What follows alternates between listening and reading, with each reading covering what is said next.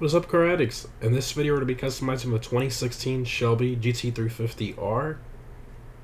Obviously, if you don't know what this car is by now, I don't know what to tell you. You're not a real car guy, because this car has really made some hits, obviously because of that ridiculously revving 5.2 liter Voodoo motor. It's an amazing engine. Red line's at 8,800 RPM, I think it is. Somewhere like that. It's crazy, crazy, crazy. Just revs and revs and revs. Absolutely amazing car. And its track performance to back it up, the way it handles is just the best muscle car as far as handling wise. It's just amazing.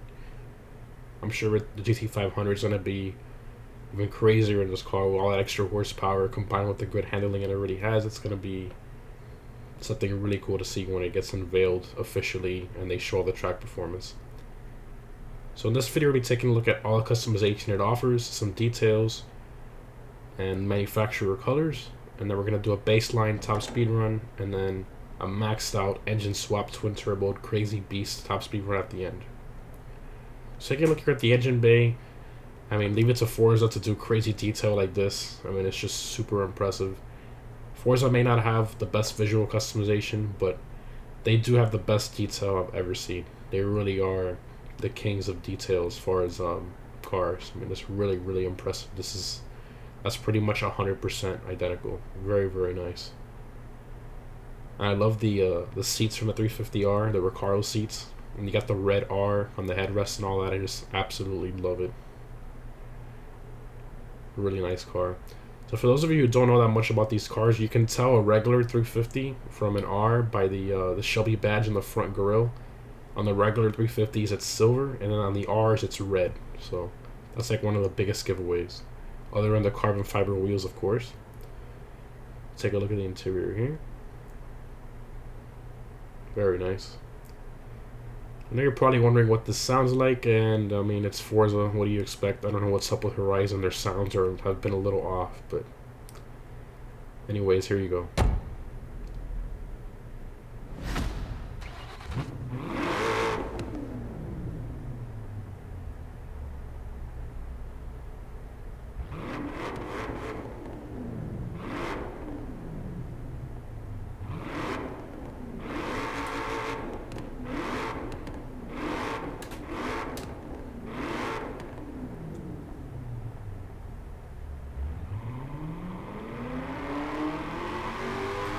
Revved it slowly there as well. I mean, it's not, it's a little off. And by a little, I mean a lot more than it should be. It's a little bit too high-pitched. Well, yeah, high-pitched.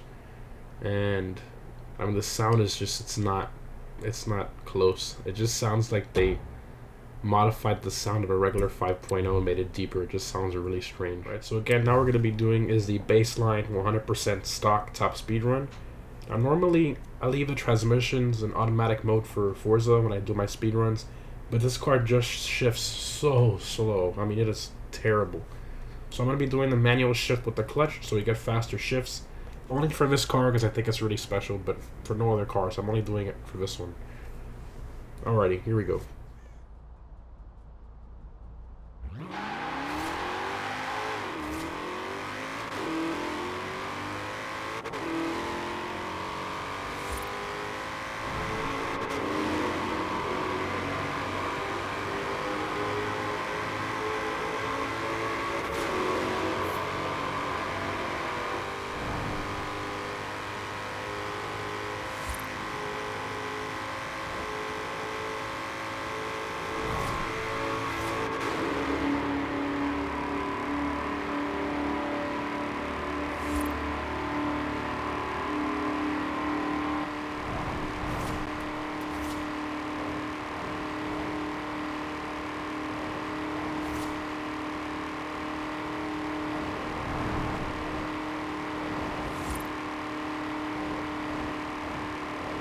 Alright, so you can see there, not too bad from the 350R, 193.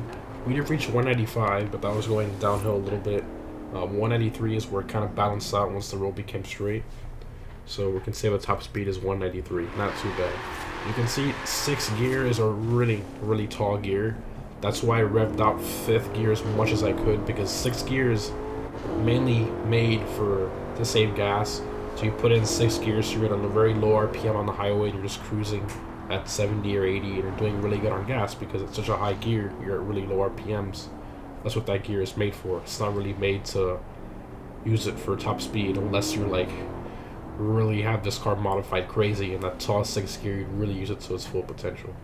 Alright, now we're going to take a look at the manufacturer colors, and then after that the customization, and then we're going to fully max it out. Alright, so first we got the blue with black stripes, that's what color was unveiled in. Then we got the gray with the black. All of these have red trim, so keep that in mind along the stripes. You got the yellow with the black. You got the silver with the black. That looks really nice. The white with the blue, the red pinstripe, that's my absolute favorite. I love that. Then you got the black with the, it's like black with white. Very nice. So of course I'm gonna do the white with blue. That's like my absolute favorite. I love that. I don't know why they unveiled it in that color. I really think they should have. But so these are carbon fiber wheels, but because of the weave has such a strange pattern, they just paint it. They paint over it. So what I'm gonna do is I'm actually gonna make them with the carbon fiber weave, which I think will look a lot better than just the gloss black.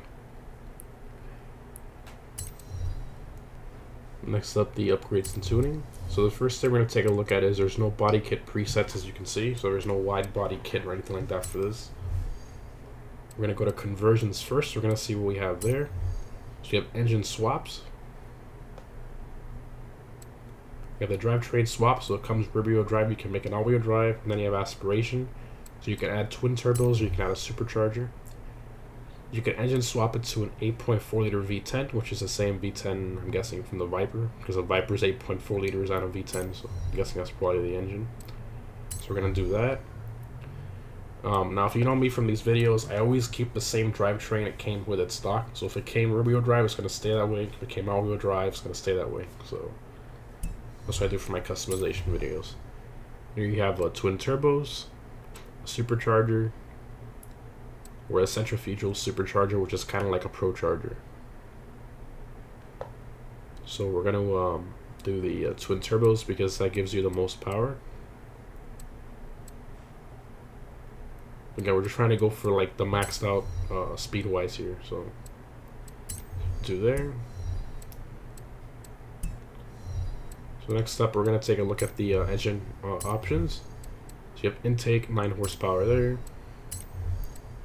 Race fuel system, 13 horsepower, 10 horsepower from the race ignition, 14 from the race exhaust, 66 from the camshafts, 11 from the race valves, 20 from the engine block, 14 from the race pistons, and then you can upgrade the turbos even larger, so you have 141 horsepower more, so you have bigger twin turbos. Intercooler, 63 horsepower there, and race oil cooling, 6 horsepower, and the flywheel just makes it lighter, so we save 3 pounds there. Platform and handling, so you have the brakes, so you can do carbon ceramics. We're going to do that. Carbon ceramic brakes. Springs and dampers, so you have stock ride height, and you have a sport, and race, and obviously rally, and then drift. Drift always has the strange camber, so we're not going to do that. So we're going to do the race spring, which I think is perfect. Front and rear race sway bars. You have the roll cage if you want. I'm not going to do that. It adds weight. We're just going in a straight line, so we don't really need it for the handling wise or anything like that. And then weight reduction, definitely 607 pound weight reduction there. Drivetrain clutch, upgraded clutch. Definitely the shift time needs to be improved on this thing. It's really bad. Drive line saves 16 pounds there, definitely. Race stiff. Alrighty. So, next up we got the wheels.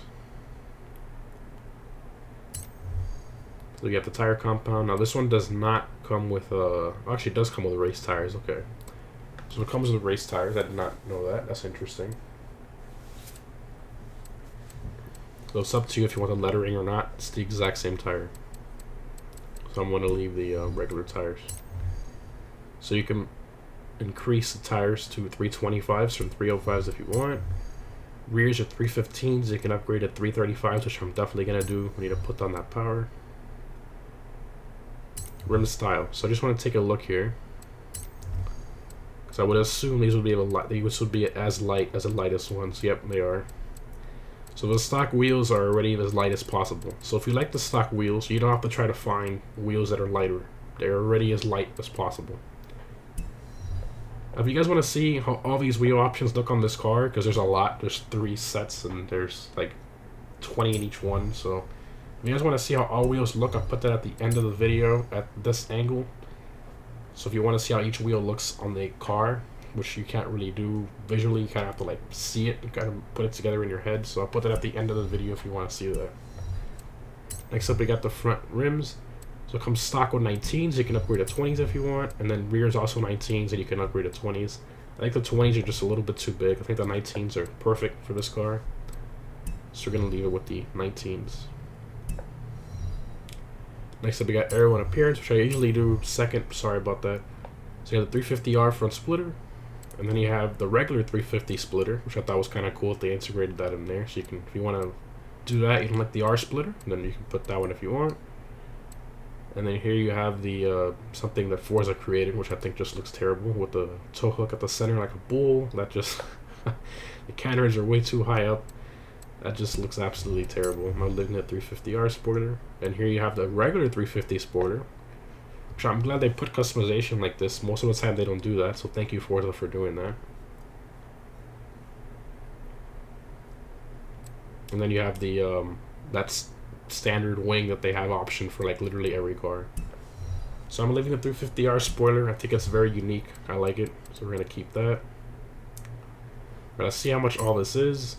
$81,000. My gosh, that's a lot. But we're down, what is that? Holy crap. We're down over 800 pounds. We're up, oh my goodness, we're up more than double the horsepower. Was that 0.2 of a lateral G? I mean, that's just absolutely insane. Wow. You're completely transforming this car into something else. That's very impressive. Right, now we're going to see what this V10 swapped twin turbo monster does in the top speed run. Alright, here we go.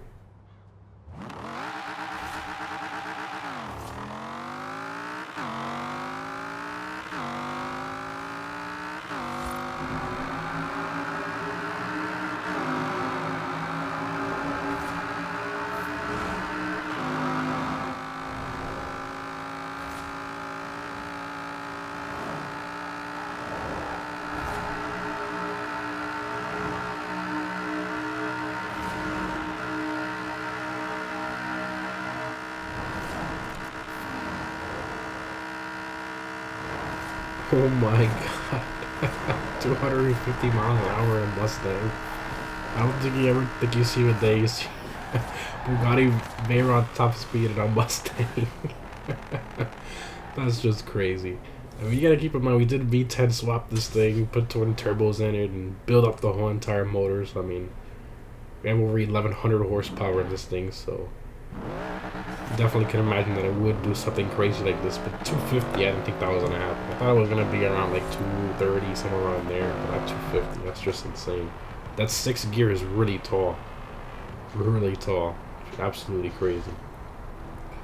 Now, if you don't like the way the V10 sounds, you can still use the stock motor, the V8, and then you can put the twin turbos on it and do everything else.